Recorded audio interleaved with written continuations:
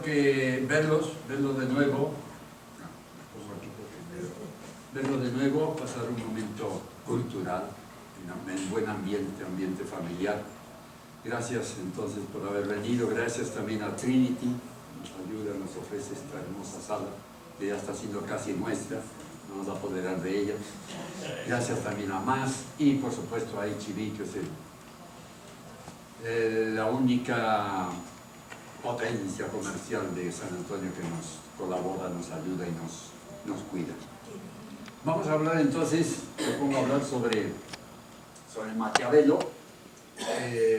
Maquiavelo hay que explicar un poco el contexto histórico en el que se desarrolló, porque si no, no se comprendería totalmente. Entonces vamos a hablar de ese momento histórico, ese nombre de su tiempo, vamos a conocer ese tiempo y después vamos a hacer un pequeño análisis de su obra. Se imagina que habría mucho que decir, he tratado de concentrar lo más importante, lo más decisivo. Hay que situarse entonces en qué época estamos, es el momento en que pasa ese momento histórico tan importante, quizás no se ha pensado demasiado en ello, pero fue muy importante este paso de la Edad Media a la Edad Moderna. No fue un momento, no fue unos días ni unos meses, fue bastante tiempo, poco a poco, con diferentes acontecimientos. Entre ellos está el descubrimiento de América, 1492, Europa se creía que ya conocía todo, Europa, parte de África, Asia, y de pronto aparece este continente hermoso, abriendo tantas perspectivas económicas, religiosas y de todo tipo. Ese fue un gran acontecimiento.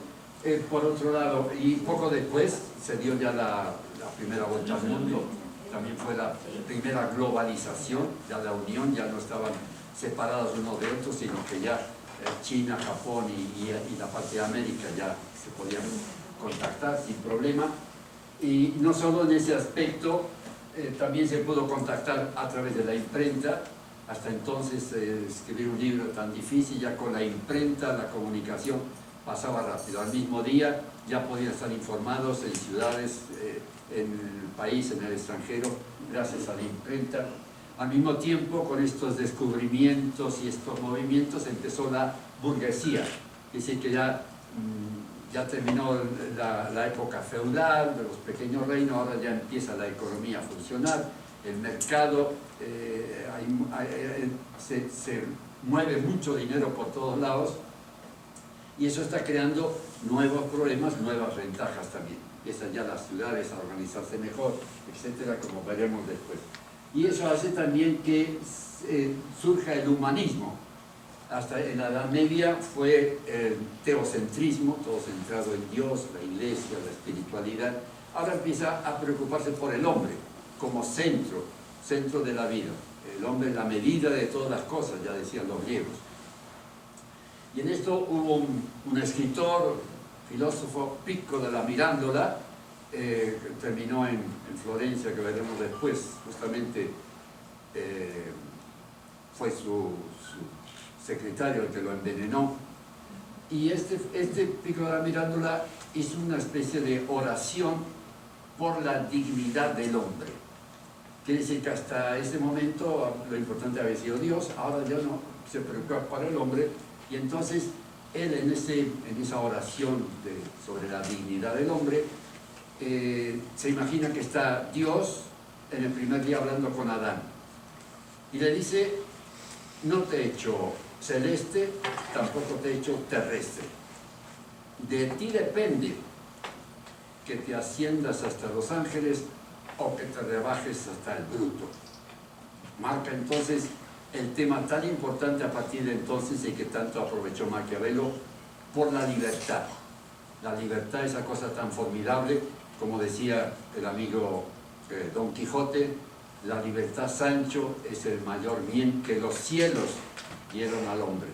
Por ella es capaz el hombre de donar su vida. Entonces esa libertad está marcando este periodo, y esa libertad dio pie también a las artes. Empezaron a desarrollarse artes nuevas, veremos después, y eso hizo que surgiera el Renacimiento, es decir, vuelta a nacer. ¿A nacer qué? a nacer lo antiguo, lo sólido, lo clásico, lo que nunca había perdurado y que ahora se vuelve a revivir. Clásico tanto griego como latino. Y fue precisamente en Italia donde surgió este renacer, este renacimiento. Curiosamente, Italia, que no era un país, no era una nación, país sí, nación no. Quiere decir que había muchos estados, estaban 5 de ellos los principales, estaba la República de Venecia, estaba el Ducado de Milán, estaba la República de Florencia, estaba Génova tan importante en esa época, tanto Génova como Florencia, por sus bancos, que es otra cosa muy importante que empezó a funcionar, los bancos, los préstamos. Acuérdense que ya el amigo Francisco de Quevedo, en esa poesía que dedicó al poderoso caballero don Dinero, en una de esas estrofas dice, pensando en el oro y el dinero: nace en las Indias honrado donde el mundo lo acompaña, viene a morir en España y es en Génova enterrado. Quiere decir que todo el dinero que venía, lo que fue Carlos V, lo tuvo que meter ahí por los préstamos para sus batallas. Entonces eso hizo que sin ser entonces una nación, pero estos pequeños ciudades-estados, esta pequeña república, tuvieran mucho poder. Aparte de ellas estaba también los estados pontificios, que mandaban, y el reino de Nápoles, Sicilia, que pertenecía a Fernando de Aragón, a España. En este país, en estos pequeños países, pequeñas naciones, surge entonces el Renacimiento en todos sus aspectos. Y dicen que la principal causa de este movimiento, que ayudó a este movimiento, fueron los mecenas. Sin estos personajes nuevos, ricos, mecenas, por ejemplo, la familia de los Medici, que tenía un gran banco y grandes préstamos, grande comercio. Entonces esto hizo que se desarrollara mucho el arte, porque ellos tenían dinero para pagar a estos artistas. Entonces ya no tenían que preocuparse por el comer de cada día, sino que ya tenían dinero suficiente para crear esas obras tan magníficas, tanto en escultura, arquitectura, pintura y literatura, siempre centrado en la belleza con un nuevo valor, porque en la Edad Media la belleza estaba muy relacionada con lo espiritual, con Dios, con la religión. Se construyeron esas hermosas catedrales donde entraba uno y se sentían enseguida ese ambiente espiritual de Dios, de la divinidad. Todas las pinturas hacían referencia a las Sagradas Escrituras, los personajes antiguos de la Biblia, del Nuevo Testamento, etcétera, de los santos. Ahora cambia esa perspectiva. Ahora la belleza se centra en lo humano, en el hombre. Se vuelve entonces a lo de los griegos, esas esculturas tan extraordinarias de los griegos, entonces imitando la belleza como un placer, como un bienestar. Ya es la figura humana, tanto en pintura como las caras, que antes casi nunca se veían, eran siempre grupos, ahora es la personalidad. Empieza la perspectiva, la pintura, lo cual hace que se represente lo real, cosa que antes era un poco lo espiritual, lo divino. Ahora es lo real, es el mundo que estamos viviendo. Adquiere mucho valor también la naturaleza, que antes era un poco temeroso. Ahora la naturaleza adquiere vida, se ama la naturaleza, se aprovecha también su belleza. Y dentro de todos de este movimiento, la república que tuvo más éxito, que tuvo más valor en ese sentido, fue Florencia. Florencia, que vivió su época dorada. Hemos discutimos con algunos colegas, cómo en la historia de la humanidad hay momentos en que surge, nadie sabe por qué, unos dan su explicación, un poco difícil, surge de pronto artistas poderosos, magníficos, escritores, por ejemplo en esta ocasión, o como ocurrió en el siglo de oro español, esos pintores y esos literatos, o como había ocurrido antes en Esparta, el siglo de oro de Atenas, perdón. Aquí ocurre entonces eso, de pronto aparecen esos, y entre ellos Florencia, donde surgió nada menos que varios de los grandes escultores y pintores, y Esta ciudad tenía unos 100.000 habitantes, dirigida por los Medici, fue la famosa familia de los Medici que durante decenios estuvo mandando y que adquirió, como dijimos, por los bancos y por el comercio, una categoría muy especial dentro de las otras ciudades. El último de los Médicis que mandaba fue Lorenzo llamado el Magnífico, por algo sería, poderosísimo, era uno de los más poderosos de todos los estados de Italia.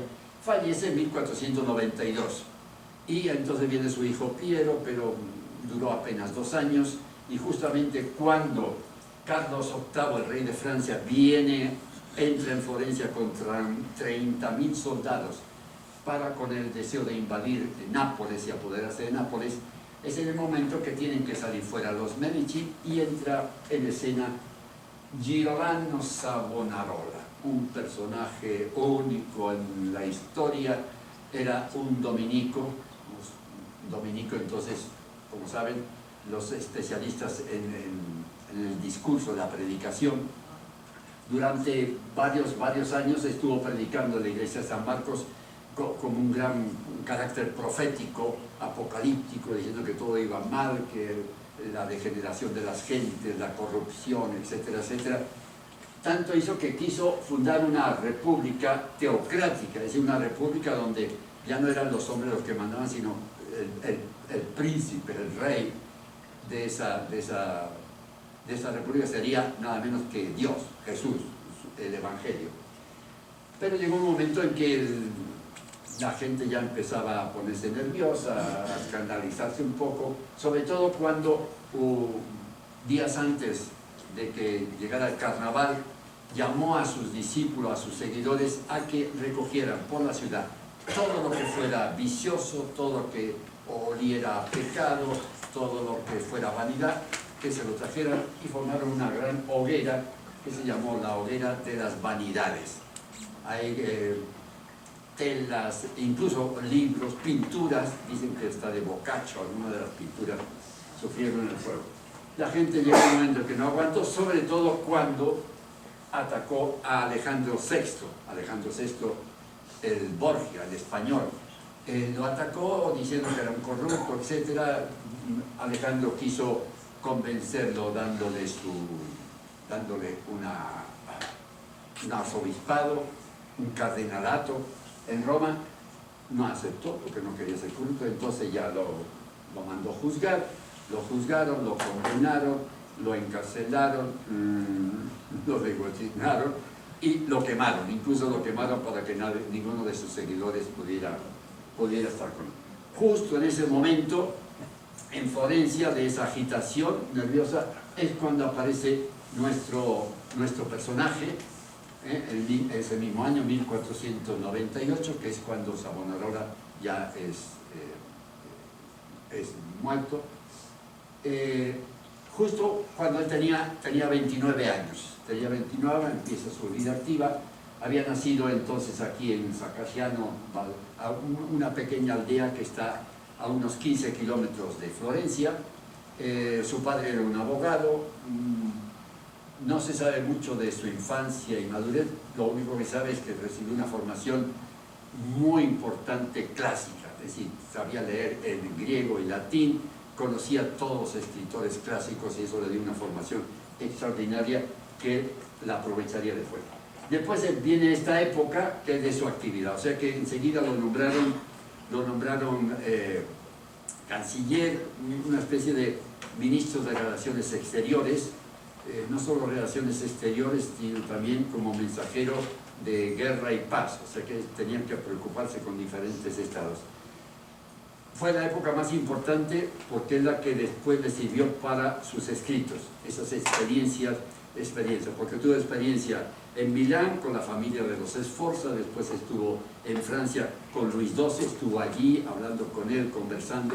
Fue cuando Luis XII le dijo que despreciara un poco a Florencia, a los florentinos, porque no eran capaces de tener un ejército para defenderse, en fin. Después en Roma también eso fue trascendental, importante para su obra. El Príncipe su estadía en Roma con Alejandro VI y su hijo Cesare Borgia, ya hablaremos después de eso. Después estuvo en Alemania también con Maximiliano I. En fin, tuvo un conocimiento en la práctica, porque después sus escritos no responden a teoría, sino que a prácticas, cómo pensaban, cómo reaccionaban los políticos. Vienen de nuevo a Florencia los Medici, entonces tiene que esconderse, tiene que irse a refugiarse de nuevo en su pequeña aldea, porque le estaban acusando de que los había atacado, etc. Entonces tiene que recluirse, y es la época de sus escritos. Es allí cuando ya tranquilo tenía una pequeña hacienda, la cuidaba durante el día, trabajaba con los empleados, se ponían los trajes de trabajar en el campo, en la agricultura, él tenía viñedos, pero después llegaba la tarde, ellos se iban y él se metía en su casa, se cambiaba de ropa, se ponía de nuevo ropa para escribir, pensar y escribir.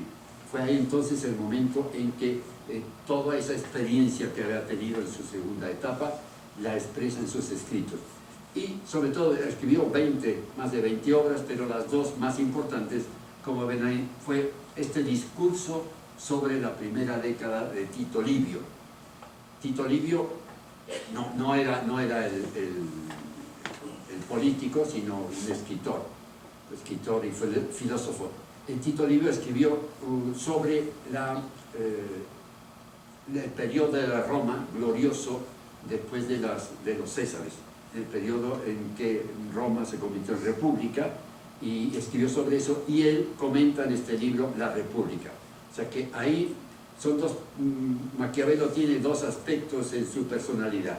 Ese era uno donde empezó a escribir sobre la república, pero justo poco después de empezar a escribirlo, lo dejó todo y empezó a escribir El Príncipe. Lo escribió rápidamente, es un pequeño libro, pequeño, escribió apenas en 6 meses, se dedicó decidido, ya veremos después cuál fue su objetivo. Pero no lamentablemente, sino la historia ha hecho que se le recuerde más por El Príncipe que por los discursos.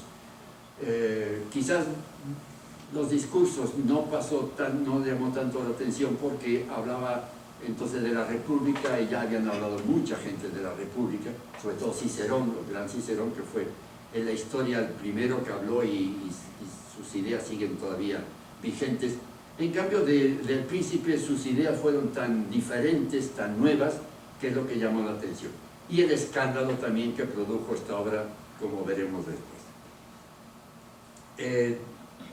Llega entonces el Papa Clemente VII, otro Borgia, al poder, lo hace que regrese otra vez a Florencia, pero poco después muere a los 58 años, murió ahí de peritonitis, y ahí acaba su vida. Pero después renació cuando se publicó El Príncipe, porque El Príncipe, como diremos después, se lo dedicó a los Medici, pero no se publicó hasta 5 años después de fallecido. O sea que 15 años después de escribirlo y 5 después de muerto empezó a conocerse este libro, como veremos después. Así es que él quedó como un típico renacentista, hombre del Renacimiento, hombre que defendía la libertad, no defendía él suelen decir que Maquiavelo no era maquiavélico, o sea que su idea era la república. Maquiavelo el libro lo escribió, ya veremos después por qué razones, pero fue un contemporáneo, un hombre de su época, renacentista, pero también es un hombre moderno. La prueba es que su nombre quedó como adjetivo, ser maquiavélico ha durado a través de los siglos, cosa que causó mucho escándalo en el siglo XVI, cuando ya empezó a publicarse y a traducirse a todos los idiomas, porque creó esa imagen del príncipe duro, engañoso, pernicioso, drástico, etc. Y esa idea, dicen los expertos, le hubiera encantado a él, porque justo lo que quiso hacer con El Príncipe es que la gente detestara esta actitud detestar a este príncipe por lo malicioso y lo terrible que era. Y dice, y al mismo tiempo debía estar muy contento porque los que lo criticaron eran los príncipes de la época, o sea, gente que estaba haciendo lo que él habría criticado acá.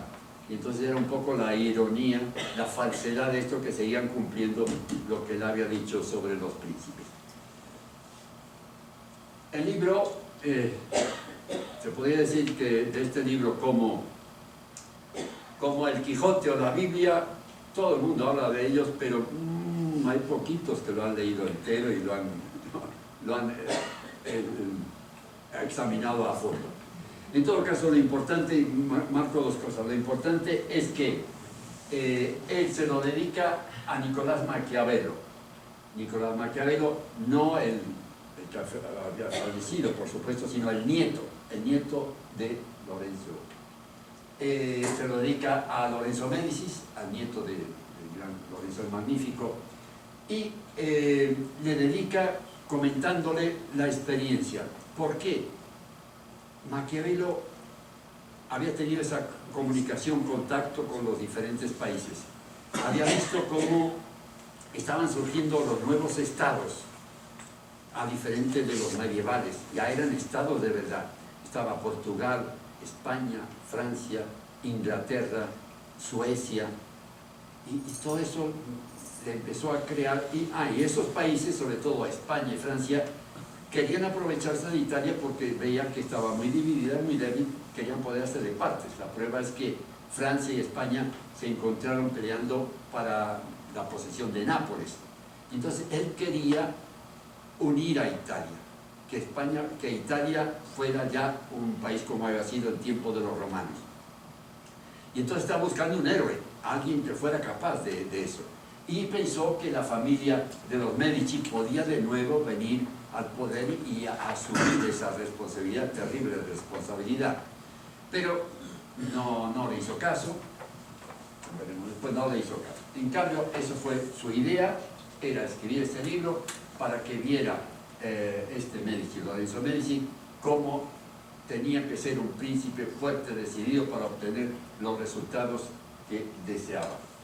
Y en el último capítulo, apenas tiene 26 capítulos, el último capítulo es muy importante también porque el título del capítulo es Exhortación para librar a Italia de los bárbaros. Los bárbaros en el sentido que le daban los griegos, que era gente extranjera, que no habla mi idioma. El griego decía, es un bárbaro porque hablaba sirio o persa o lo que fuera. Entonces le daba esa idea. Esos extranjeros, como repito, sobre todo Francia y España, que intentaban apoderarse de terrenos de Italia. Y además le echaba la culpa también, después ya en el Príncipe, a la Iglesia, porque los estados pontificios eran poderosos, pero dice, no eran tan poderosos como para unir a toda Italia, y tampoco eran tan bajos para no permitir que los otros triunfaran. O sea que ni por un lado ni por el otro la iglesia de esa época tuvo ocasión de unir Italia. En todo caso, sus ideas, este libro, que también es muy importante y fue su gran novedad, es una nueva ciencia política basada en las prácticas de gobierno. Quiere decir que una nueva ciencia política, porque hasta ahora habían sido los filósofos griegos, o bien los teólogos de la Edad Media, Santo Tomás de Aquino, pensando sobre cómo gobernar. Estaba lo que se llamaba el espejo de príncipes, esos libros donde se decían cómo tiene que ser el príncipe, amable, las virtudes, todo bien, etc. Esto es una cosa nueva, quiere romper con todo eso, hablando solo de prácticas. Si no hay teorías, sino prácticas. ¿Qué tiene que hacer un príncipe para gobernar? Y para gobernar mejor. Lo que son, entonces, la gobernabilidad según las circunstancias. Si no todos los príncipes van a tener un mismo pueblo, una misma raza, una misma situación, sino que en cada oportunidad tienen que adaptarse a ello. Ahí Schopenhauer, el filósofo alemán, da una buena imagen, una buena imitación, ejemplo para entender un poco, que me gusta a Maquiavelo. Él lo compara con un profesor de esgrima. Un maestro de esgrima te enseña a manejar la espada, pero no te hace ni caballero ni un asesino. Depende de ti lo que quieras hacer. Él te enseña la técnica. Entonces aquí en el libro Príncipe él enseña técnicas. No quiere decir que las haga, depende de ti si la hace o no la hace. Si te convierte con la espada en un Quijote, ayudando a las viudas, o en un asesino. Eso depende de ti, eso era muy importante. En todo caso, repito, pero al revés, lo que aparece en muchos libros, en muchas novelas, en muchas películas, cualquier parecido con la realidad es pura coincidencia. Aquí es todo lo contrario. Todos son personajes que han vivido, que han hecho algo, que han demostrado hacer el bien o el mal. Eso está controlado, porque fue su experiencia personal, por un lado, y su conocimiento de toda la literatura que había leído. Entonces, El Príncipe, dijimos, esta obra evolucionó el concepto de la política. Cómo se concebía la política hasta ese momento: estaban los señores feudales, estaban los reyes que recibían, acuérdense, la iglesia era los que los coronaba, había una relación entre el rey, el poder, la iglesia y Dios, los celestiales. Ahora es una cosa nueva. ¿Qué tiene que hacer? Primera cosa, un príncipe para gobernar tiene que obtener el poder. Si es un príncipe que ha heredado ya la herencia por su padre, que fue también un rey o lo que fuera, si tiene ya una posesión, es mantenerla. Pero si no la tiene, hay que conquistarla. Conquistarla, el poder, o mantener y hacer que aumente ese poder. ¿Por qué? Simplemente porque él reconoció por la historia, los datos que había tenido, que sin poder no se puede hacer nada. Un presidente de un país, vemos la prueba hoy día también, un presidente del país que no es fuerte, tiene grupos políticos enfrentados y no puede estar con las manos atadas, no puede actuar. Entonces él dijo: lo primero, para poder gobernar, tienes que tener el poder, y un poder fuerte para mandar en el pueblo. Conseguirlo o aumentar. Segundo, cosa muy importante que rompió con todo lo que se había observado hasta ese momento: la autonomía. La política tiene que ser autónoma. Recuerden que estamos en el tiempo del cambio de la Edad Media moderna, y habían aparecido nuevas ciencias, nuevas actividades intelectuales o prácticas independizadas, cada una con su criterio. Y por ejemplo, la navegación ya se independizó, era una práctica. Las leyes también se independizaron de la política, la ética, la religión, una cosa aparte. O sea que empezaron estos a tener sus propios criterios, su propia manera de desarrollarse. Y entre ellos, como él decía, la política. La política tiene que desentenderse, decía él, de todo el resto, de lo que había sido hasta ahora. Tiene que tener su propia racionalidad, su propia razón de ser. Y por eso entonces él lo que hace es para practicar, dar instrucciones precisas. No ideas o ideales, sino qué tienes que hacer concretamente. Y eso independiente de la filosofía y de la teología. En la filosofía había marcado los dos grandes filósofos griegos que marcaron toda la política de la Edad Media, fueron ya en tiempos de los griegos y romanos. Fueron entonces Platón, que había dicho que los que tenían que mandar eran los aristócratas y filósofos. Bueno, aristócratas en el sentido primitivo, que era gente sabia, gente buena, gente con conocimientos, no el aristócrata del tipo moderno. Eso es Platón. Aristóteles, en cambio, decía: bueno, no importa, puede ser un príncipe, puede ser una república, lo importante es que dé satisfacción a su pueblo, mantenga a su pueblo activo, evitando los extremos. Acuérdense del punto medio de Aristóteles, y medio virtus, entonces ni exagerar por un lado ni por otro, sino centrarse. Y después está Santo Tomás de Aquino, por supuesto ahí le daba todo el aspecto al que manda, al rey o al poderoso, al gobernador, tenía que seguir, por supuesto, todas las reglas de la tradición cristiana, católica, romana y de la iglesia, etcétera, etcétera. Por eso esos espejos de príncipes estaban llenos de directivas, morales, ¿no? Morales, cómo tenía que hacer, cómo que tenía que actuar, siguiendo los evangelios, las reglas, etcétera. Entonces él decía, Maquiavelo, olvídense de todo eso, que es una gran innovación, un gran escándalo para muchos. Olvídense de todo eso, la política tiene que mantenerse ella sola, con su objetivo preciso, que es, y dijimos ahí a paso, en la utilidad, lo útil. Un príncipe que tiene ya el poder, tiene que estar fuerte y tiene que ser útil, pues si no, ¿para qué sirve? Su utilidad entonces está en el pueblo. Él tiene que preocuparse por el pueblo, no ser un tirano, sino que satisfacer al pueblo en lo que se pueda. De eso vamos a mencionar después. O sea, lo útil. Si no es útil, no, él decía, si no es, dedíquese a otra cosa.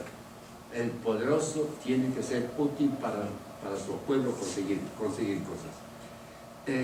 Y ahí entonces, como dijimos, bueno, con la independencia, que para la Iglesia-Estado, eso ya pudieron leer ahí. Es un manual de técnicas para mantener el control del Estado. Con la experiencia que tuvo, y ahí va, es interesante, porque este libro, como digo, tan cortito, es recomendable, si tiene un poco de paciencia, porque es un libro donde te da esas técnicas de gobierno, o sea que te dice, si quieres llegar a tal punto, tienes que hacer esto, si tienes que ir a otro, tienes que hacer otro, si te viene un enemigo que no esperaba, haz tal cosa. Todo según lo que había ocurrido en el pasado. O sea que nada es invención, sino que esto está demostrado, ya veremos después, esto está demostrado que esta situación ya ocurrió antes, se resolvió así, pues ahora haz lo mismo y así triunfa. Entonces esas técnicas, ajuste a la dirección sin ajustarse, es que no sé mirar aquí o allá, para no perderme. Entonces, ahí está la... ¿dónde estamos? Por aquí ya, perdón. La utilidad, eficacia que se gusta decir, que no se ajuste a directivas éticas ni ideológicas, sino al control del Estado. Y para esto, para controlar el Estado, como estoy diciendo, la historia es maestra de la vida. ¿Sí? Todo lo que ha ocurrido ya ocurrió antes. Todas estas situaciones ya se repitieron antes. Es lo que la famosa frase, nada nuevo bajo el sol, que justamente no podía uno pensar de dónde salió esa frase. Nada menos que en el Eclesiastés, una cita de Salomón, que dijo en uno de sus momentos,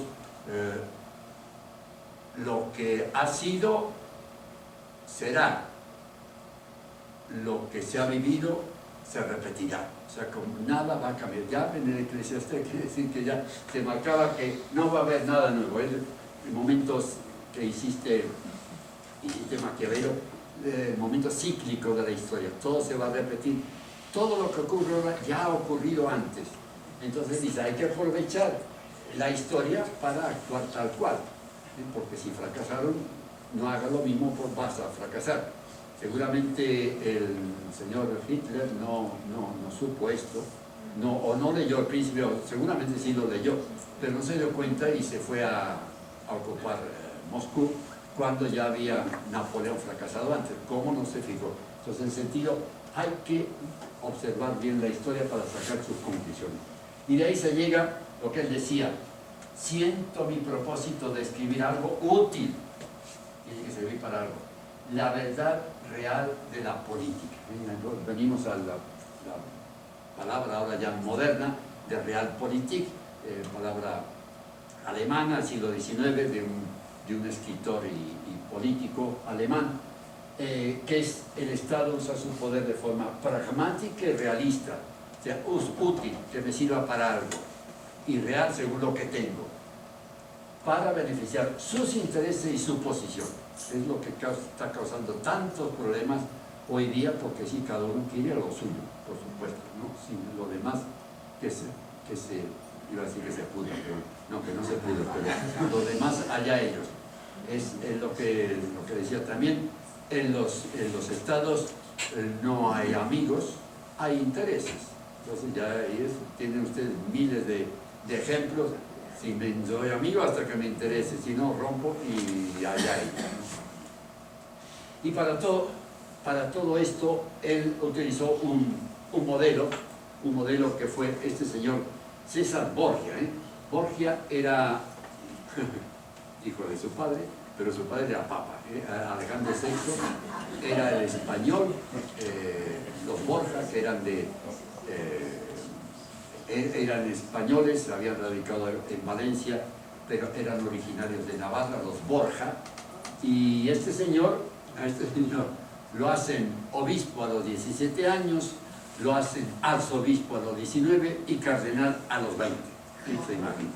Pero, sin embargo, dejó eso porque había muerto su hermano que estaba encargado de los ejércitos del pontífice y se dedicó a ellos y fue un terrible y gran luchador.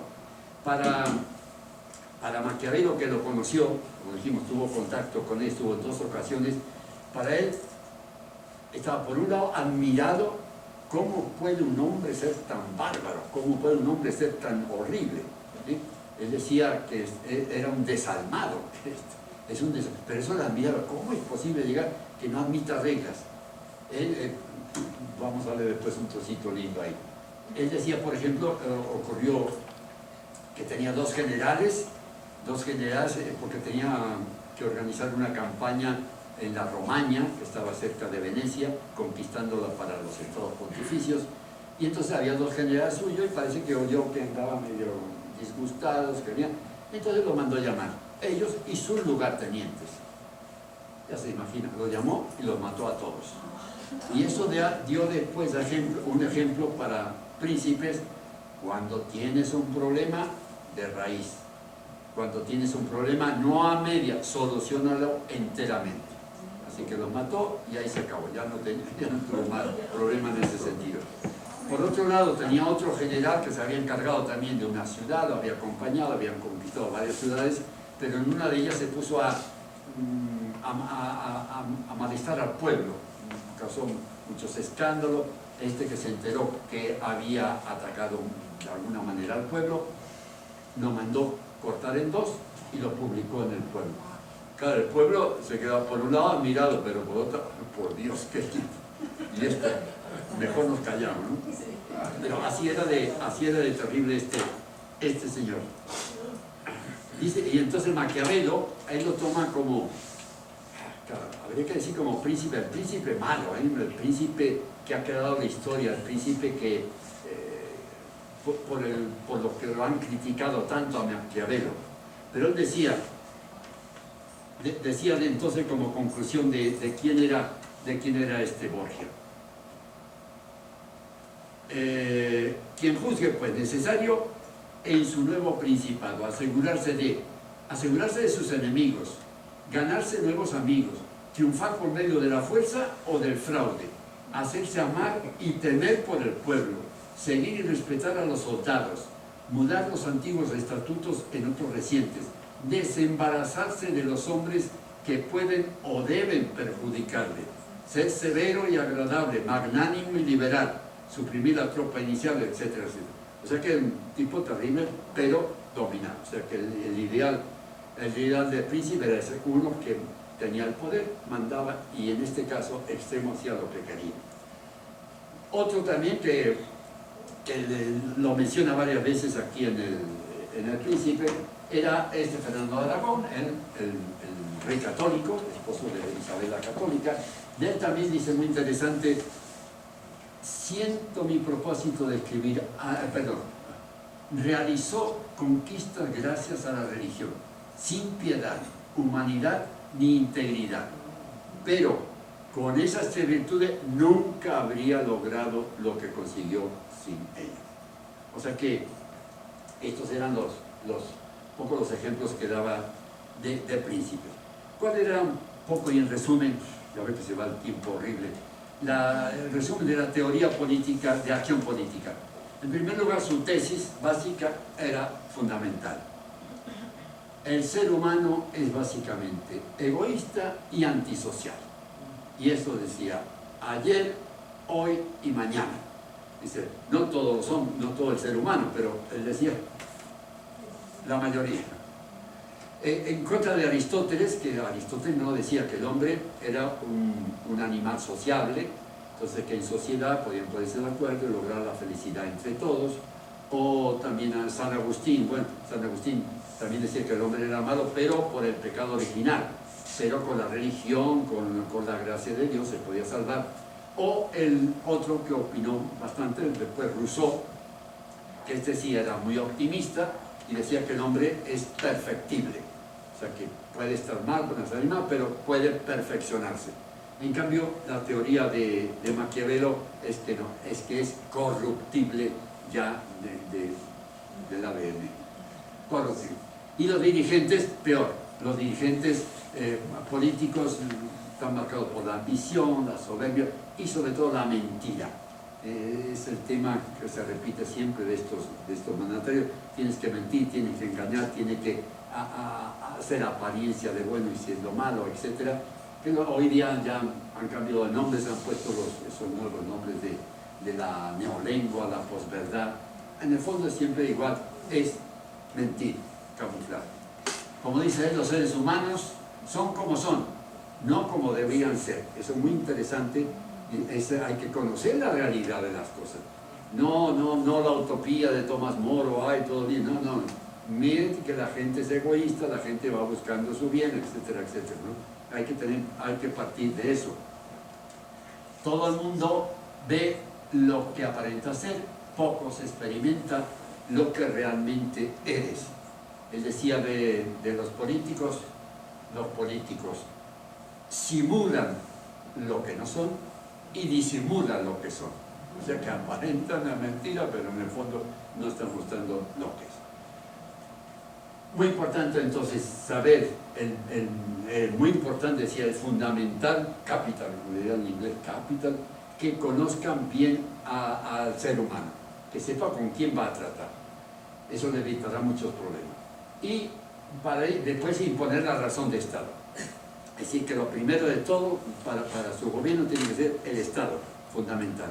El Estado que él domina, ¿qué es lo que le pide el Estado? No lo que le pida la ética, no. ¿Qué exige el Estado que yo tengo en mi poder? O sea, lo real. Imponer el orden, pero no para mandar él, para ser un déspota, sino imponer el orden para que estos seres humanos envidiosos, egoístas, etcétera, tengan un control, porque si no, ¿quién los domina? Como siempre en todas las civilizaciones antiguas decían que antes del diluvio un desorden en la humanidad, porque cada uno hacía lo que quería, y realmente el mismo Maquiavelo dice, si los dejas libres, cada uno va a querer lo suyo, no le va a importar nada a los demás. Entonces tiene que haber una razón de Estado y después fijarse siempre en el pueblo. Entonces ahí comparaba en varias ocasiones, da ejemplo entre el pueblo y la aristocracia. Dice, los aristócratas, desengáñate de ellos, te van a decir que te apoyan, pero después a la primera te engañan, te traicionan y demás. Una de las cosas, no sabes dónde está tu enemigo, ten cuidado, no te fíes de nadie, son varias enseñanzas. Y en cambio el pueblo dice, no, tú atiende al pueblo, dice, nomás no los molestes. Dos cosas decía del pueblo. No hace falta que lo trates mucho, pero respeta su propiedad y su dignidad. O sea, no le ataque ni sus posiciones, ni a su familia, a su mujer, sus hijas, o en ese sentido.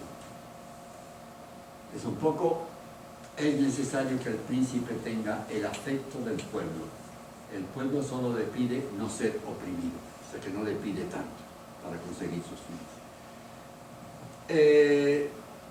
Y después viene la famosa frase, que es una también que ha marcado y que creo ha quedado casi siempre, casi como lo único que pensó, cosa que es falso, no era lo único que dijo, y además no dijo, porque es una frase que después se ha hecho a través de la historia. Más interesante es lo que decía Nietzsche sobre esto, y era el que quiere el fin, debe querer los medios. O sea, si tú quieres algo, tienes que poner los medios, si no, ¿qué haces ahí? Haz otra cosa, ¿no? Y entonces al príncipe le decía lo mismo, oye, si quiere, como dijimos antes, si quiere llegar hasta el mundo, tiene que hacer esto. No porque lo diga una teoría, sino porque la historia ha pasado así. Los jefes, los gobiernos que han querido obtener una cosa han hecho tal. Entonces hay que seguir ese ejemplo. La virtud del gobernante es lograr su objetivo sin pensar en ética moral, sino lo que sea. Entonces ahí está la palabra que dijimos de Nietzsche.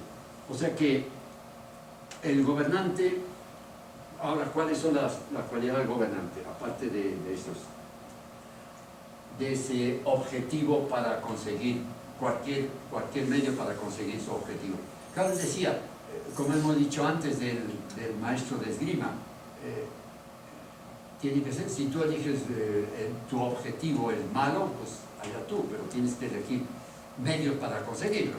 O sea que no como decía, no es el hombre en la política en sí no es mala, son los hombres los que hacen mal, son los hombres los corruptos, no es la política en sí. Y después están, entre otras cosas, las cualidades del gobernante.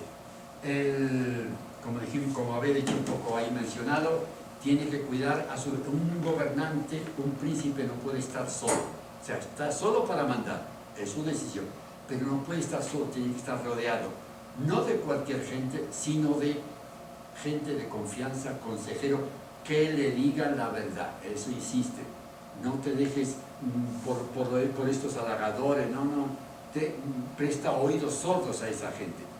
Piensa en la gente que está contigo, que tú tienes que cuidar mucho, lo decía, bueno, eso todavía hoy día en el mal sentido, cuida a tu gente que te está rodeando, a tus ministros y demás, que te sean fieles, pero que te digan la verdad, no que te estén engañando. Otra cosa interesante es, que dijimos antes, los mercenarios. Resulta que, como dijimos, cuando fue Maquiavelo a Francia, el rey Francia un poco le decepcionó y le dijo, Florencia, ¿cómo son capaces de tener un ejército? ¿Cómo no gastan dinero en eso?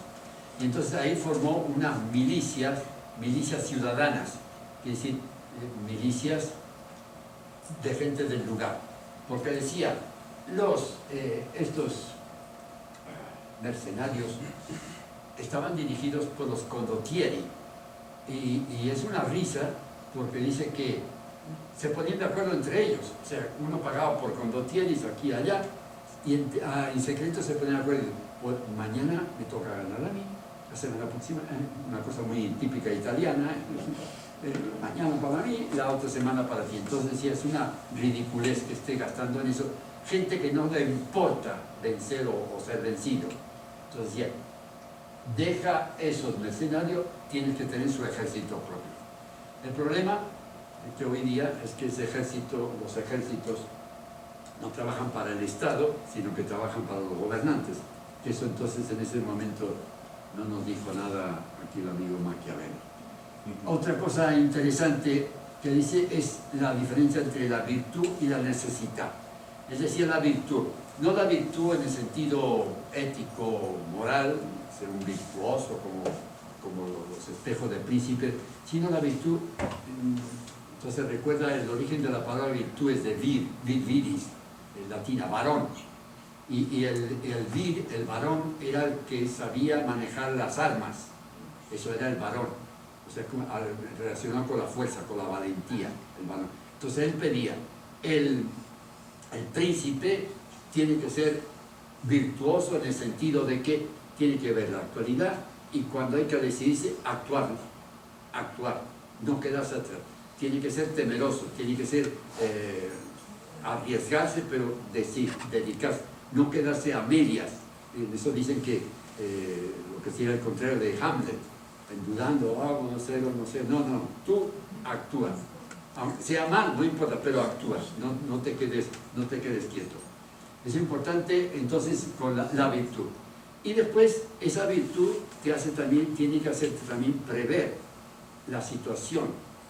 No domines de nuevo con las ideas, sino en la realidad. Examina la realidad, la gente que tienes, qué ocasión es, y qué necesidad tiene, qué necesidad se presenta, y responde a esa necesidad con tu virtud, con tu fuerza, con tu poder.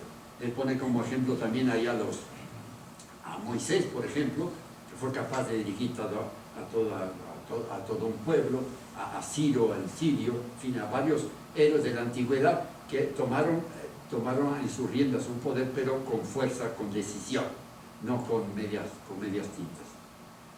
Estamos hablando, y después muy importante, muy interesante también lo que dice de la fortuna. Acuérdense que, bueno, ahí ven una imagen de la ocasión y la penitencia, que no tiene nada que ver, es completamente lo contrario de lo que decía Maquiavelo.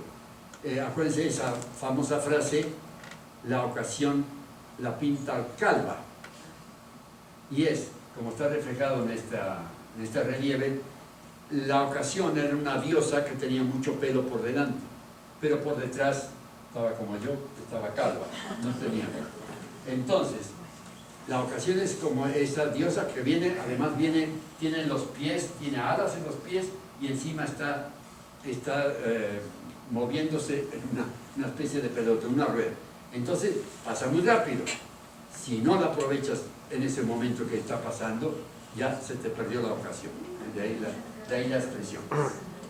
No más que aquí es al revés. Aquí en esta imagen un poco representa un poco la historia de la iglesia. Ahí está esta señora que es la penitencia, que ahí está representando a una joven que quiere aprovechar la ocasión, la retiene por la prudencia. No, piénsalo bien, no te arriesgues, ten cuidado. Es lo que siempre le dice que la iglesia oficial siempre está un poco atrás de los tiempos, siempre ha actuado cuando ya pasó la ocasión y ya vienen otras nuevas ocasiones. Y lo lindo de esta frase, esta hermosa, es de astucia afortunata. Es decir, que sea astuto y aprovecha la fortuna. Y entonces viene una astucia afortunata, una astucia con suerte, porque sí que pasa y tiene que estar muy, muy atento a cuando viene la ocasión. Y ahí hace rebajarse al príncipe hasta el reino animal.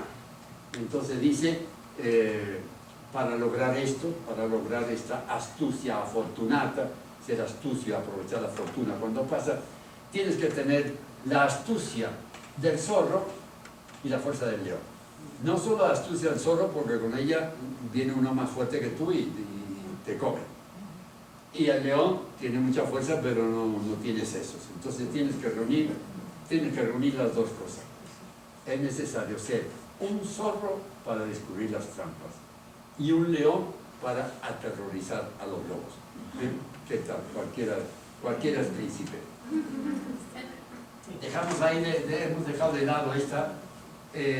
Entonces, justamente por la razón de Estado, es necesario que el príncipe tenga el afecto del pueblo. Lo dijimos, un príncipe nunca carece de razones legítimas para romper sus promesas. Y eso hoy día vemos ejemplos. O sea que siempre habrá algo. Yo cambio, sí cambio, pero yo sé por qué cambio. Siempre hay una razón para eso. Bueno, esa fue una parte entonces del príncipe, un poco lo pudimos resumir, pero tenía la otra obra que es muy importante, quizás no es tan conocida, pero es donde defiende completamente la República. Esta sí es un libro, duró más de 3 años en escribirlo. Él hace un poco la comparación con la República Romana, con las repúblicas que estamos viviendo en ese tiempo en Italia. Y su lema, que ese me encanta también, es vivere civile e libero. El ciudadano tiene que vivir civil, o sea, tiene que vivir en una sociedad, en un Estado, pero libre. Esa idea siempre de la libertad que machacó Maquiavelo en muchos de los casos que expone en su libro. Él dice que la monarquía sí está bien porque manda uno, pero no manda al pueblo. Un poco como sucedió en la Edad Media, sí, manda, pero se olvida el pueblo, no tiene ninguna participación. La república sí busca el interés del pueblo, pero pero mandan varios, manda el Congreso, manda la gente. Entonces, pero a pesar de todo, dice que la República era el ideal. Y la República puso como ejemplo la República Romana, que como dice, duró 500 años, hasta que vino ya Julio César y su sobrino, su nieto Augusto, que ya vino al imperio. Pero hasta ahora funcionó perfectamente porque tenía el dirigente, tenía el Senado y tenía el pueblo que votaba. Acuérdense del lema que llevaban los soldados: Salus Populusque Romanus, Senado y pueblo romano. Eso era la República, o sea, no el Senado romano, pero el pueblo también, con participación. En todo caso, ya rápido porque estamos muy largo ya. El gobierno elegido del pueblo debe rendir sus cuentas. Eso insiste en esta obra varias veces. O sea que sí, el poder tiene que estar en una mano, tiene que hacer lo que es libre de actuar, pero tiene que rendir sus cuentas, tiene que someterse. En cambio con el príncipe era diferente. Entonces el príncipe decía, te acusarán por tus obras, pero te perdonarán por tus realizaciones. Es decir, que cuando la gente ve que lo que has hecho está bien, aunque hayas matado, asesinado, lo que sea, pero por eso que dice algunas veces también en El Príncipe, decía que las decisiones a veces son dramáticas, y cuenta, me llamó la atención, cuenta el caso de Abel, Caín y Abel, que Caín mató a Abel, pero la Biblia dice después que fue jefe de numerosos pueblos. O también cita a Rómulo también, que fue un fratricida, mató a su hermano. Sin embargo, fue el origen de toda la civilización romana. Entonces, a veces eso es malo. Hoy día también está un problema porque en la política, decía él para el príncipe, no hay bueno y malo.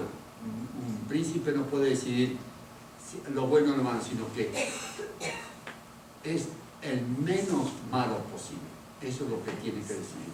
Hoy día, por ejemplo, con la electricidad, con el petróleo, con los productos, ¿qué se hace? ¿Qué se apoya? ¿Qué no se apoya?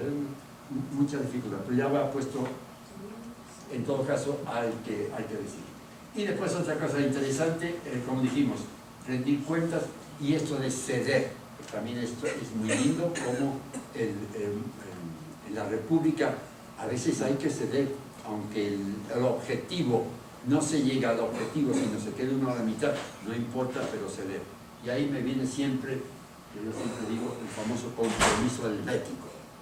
Suiza es un país de 3 lenguas diferentes, 3 culturas diferentes, italiana, alemana, francesa, 2 religiones completamente diferentes, ya la protestante y la católica. Tiene un gobierno de 7 ministros, no hay un presidente que decida, sino que es un gobierno colectivo. En los 7 están representados los 3 grandes partidos del país y ha funcionado y funciona hasta hoy día, ¿no? Entonces es un ejemplo de cómo con compromiso la gente se puede entender.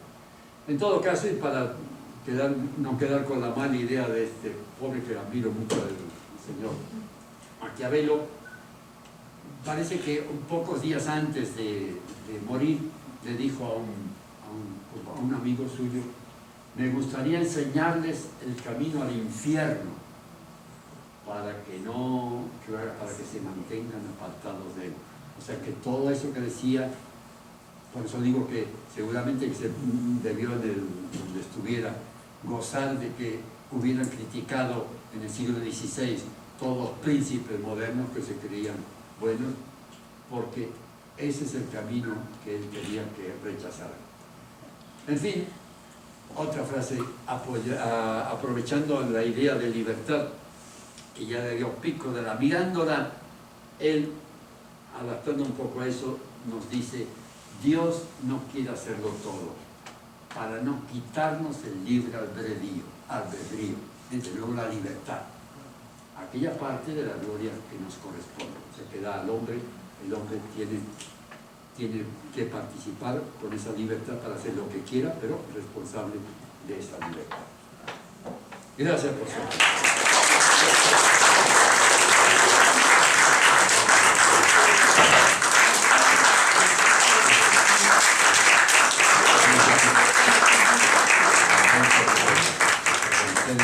Por ustedes es un placer siempre. No me... Cine, oficial, del Reino. No me funciona porque queremos anunciar los próximos eventos, pero hay nuestras